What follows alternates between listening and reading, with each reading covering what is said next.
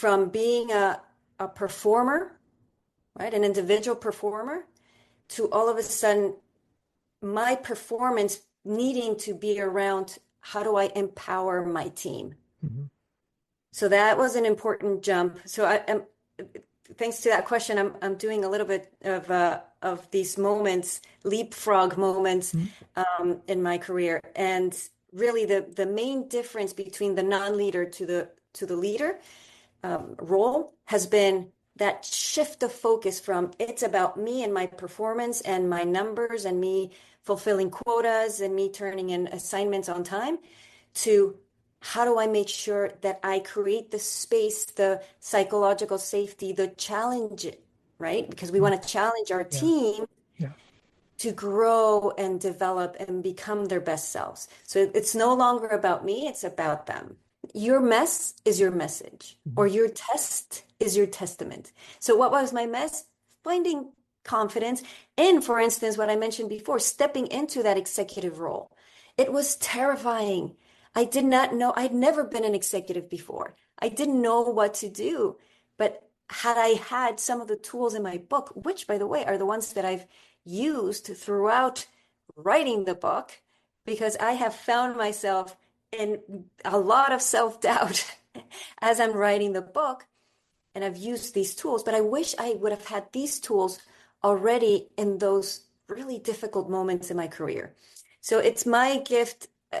I like to think of it as my love letter to fellow high performers who are sometimes feeling these moments of I'm not sure what to do. Am I enough? It was part of my program to have executive coaching done to me. It was so transformational, David.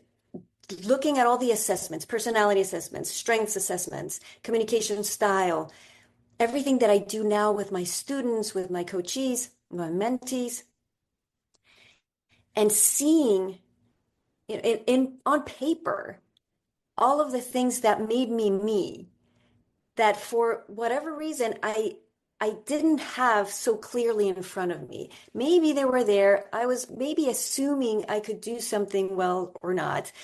But having that clarity of these are my strengths and this is what I bring to every situation, regardless of the situation. Mm. This is in me. Also understanding what those gaps were, what that those areas of development, instead of considering them weaknesses, because Mm. again, it's very negatively loaded. These are great opportunities for growth. So understanding that my landscape of strengths and areas of development, it gave me purpose to make a difference. So I had been for a really long time very focused on myself. So I wanted to be the CEO of a Fortune 1000 company, especially as a Latina here in the US. That was my goal back then. And it motivated me to a point. However, I realized in that process of learning about myself that I was focusing on me, and it was all about me and my growth, and I need to be this and I want that title. And part of that exercise around my strengths was understanding that I had a lot of potential to help others. It's not that I wasn't helping people already, but I realized that I could become even more fulfilled if I turn that spotlight from me onto others. There's also a message in there somewhere to listen to your intuition, to surrender to a greater calling when it feels so strongly, Mm.